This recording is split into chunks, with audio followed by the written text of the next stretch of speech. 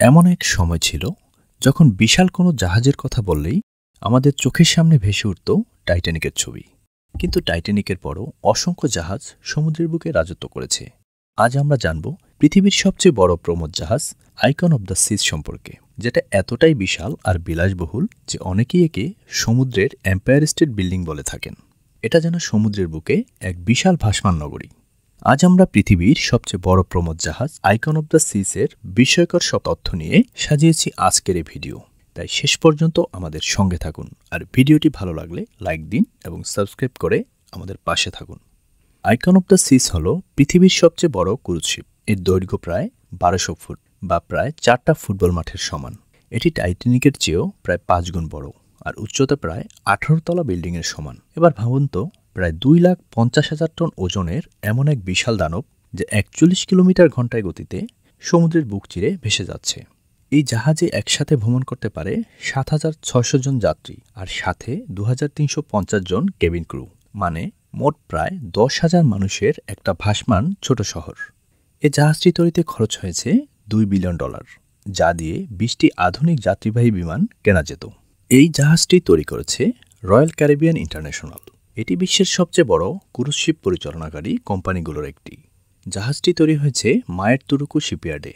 ফিনল্যান্ডের তুরুকু শহরে এই শিপইয়ার্ড বিশ্বের অন্যতম বড় ক্রুজ শিপ নির্মাণ কেন্দ্র। প্রথমে জাহাজকে বিভিন্ন ব্লক বা সেকশনে ভাগ করে আলাদাভাবে তৈরি করা হয়। এরপর এই বিশাল ব্লকগুলোকে ডকইয়ার্ডে ক্রেনের মাধ্যমে জোড়া লাগানো হয়। সবশেষে ভেতরের বিলাসবহুল অংশ, cabin, theatre, water park, restaurant সহ যাবতীয় কাঠামো সাজানো হয়। আইকন অব দ্য সিজ প্রথমবার জানুয়ারি 2024 সালে সমুদ্রে যাত্রা শুরু করে। যুক্তরাষ্ট্রের মায়ামি থেকে ক্যারিবিয়ান অঞ্চলে এটি বর্তমানে চলাচল করছে। পুরো জাহাজটা ভাগ করা হয়েছে 8টা আলাদা নেইবারহুডে।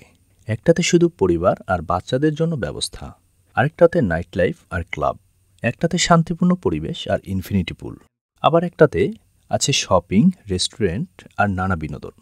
এখানে রয়েছে অসংখ্য সুইমিং পুল, সমুদ্রের সবচেয়ে বড় ওয়াটার পার্ক ও ভিআইপি কেবিন আর এক্সক্লুসিভ সুবিধা।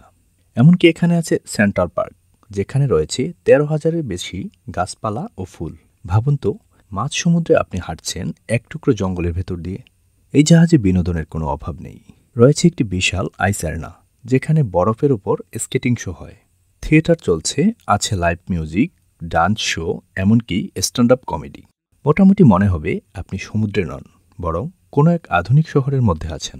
এখানে আছে 40টির বেশি বার ও রেস্টুরেন্ট। প্রতিদিন এখানে পরিবেশন করা হয় প্রায় 50,000 খাবারের প্লেট। ইতালিয়ান পিৎজা, জাপানি সুশি, আমেরিকান স্টেক, ডেজার্ট থেকে শুরু করে আইসক্রিম, যা কিছুই চান সবই পাবেন এখানে। এটি শুধু বড় আর বিলাসবহুলই নয়, এটি পরিবেশ বান্ধবও। এটি রয়্যাল ক্যারিবিয়ানের প্রথম এলএনজি চালিত জাহাজ। প্রচলিত জ্বালানির তুলনায় এটি 24% বেশি শক্তি সাশ্রয়ী। রয়েছে ফুয়েল সেল প্রযুক্তি, যা বিদ্যুৎ তৈরি করে। এমনকি বর্জ্য থেকে শক্তি উৎপাদনের জন্য রয়েছে বিশেষ সিস্টেম। জাহাজটির নামকরণ অনুষ্ঠানে হাজির হয়েছিলেন বিশ্বখ্যাত ফুটবল তারকা লিওনেল মেসি। তিনি নিজ হাতে উদ্বোধন করেন এই ভাসমান নগরীকে, যা একে আরও বেশি জনপ্রিয় করে তোলে। একটা মজার তথ্য বলি, এই জাহাজের একজন বিশেষ অফিসার রয়েছে, কিন্তু তিনি মানুষ নন। এটি গোল্ডেন রিট্রিভার কুকুর, নাম রোভার। তাকে বলা হয় চিফ ডগ অফিসার। যাত্রীরা যেন আরও আনন্দ পায়, রোভার সেই দায়িত্বে থাকে। আইকন অব দ্য সিজ শুধু একটি জাহাজ নয়, এটি মানুষের স্বপ্নের অবতারণা। সমুদ্রের বুক চিরে ভেসে চলা এই ভাসমান শহর আমাদের দেখিয়ে দেয় যে প্রযুক্তি, বিলাসিতা, বিনোদন আর প্রকৃতির সঙ্গ একসাথে মিলিয়ে অসাধারণ সৃষ্টি সম্ভব। এখানে প্রতিটি মুহূর্ত যেন একটি গল্প, প্রতিটি পদক্ষেপ যেন একটি অভিযান।